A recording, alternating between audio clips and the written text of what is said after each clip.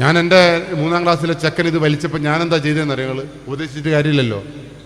ഈ ചെക്കനെയും ഭാര്യേനെയും മോളെയും കൂട്ടിയിട്ട് ക്യാൻസർ വാർഡിലേക്ക് പോയി. നമ്മൾ ക്ലാസ് എടുത്തിട്ടൊന്നും ഒരു കാര്യമില്ല. ഈ കുട്ടികൾക്ക് എന്താണെന്നറിയോ ബോധമില്ലാത്തത്? ഈ കുട്ടികൾ സിഗരറ്റിനെ പേടിയില്ലാത്തത്?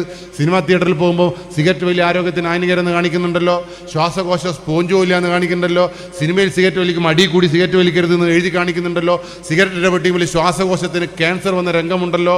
എന്നിട്ടും എന്താ നമ്മളെ മക്കൾക്ക് പേടിയില്ലാത്തത്? പേടിക്കൂല. ഈറ്റയുടെ ജീവിതത്തിലെ ആദ്യത്തെ ഹീറോ അച്ഛനും അമ്മയും ഉപ്പയും ഉമ്മയാ.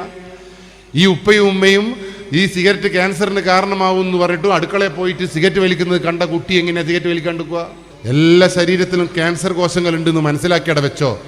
അതിനൊരു സ്പാർക്ക് കിട്ടിയാൽ ക്യാൻസറിന് പടർന്നു വരും. മലപ്പുറത്ത് പനിപോലിയ പോലും ക്യാൻസർ. ഒഞ്ചിയം പഞ്ചായത്തിൽ ഒരു വീട്ടിലൊരു ക്യാൻസർ എന്ന രീതിയിലേക്ക് ഭീകരമായിട്ട് ഈ ക്യാൻസർ രോഗം പകരുന്നുണ്ട് പോലും.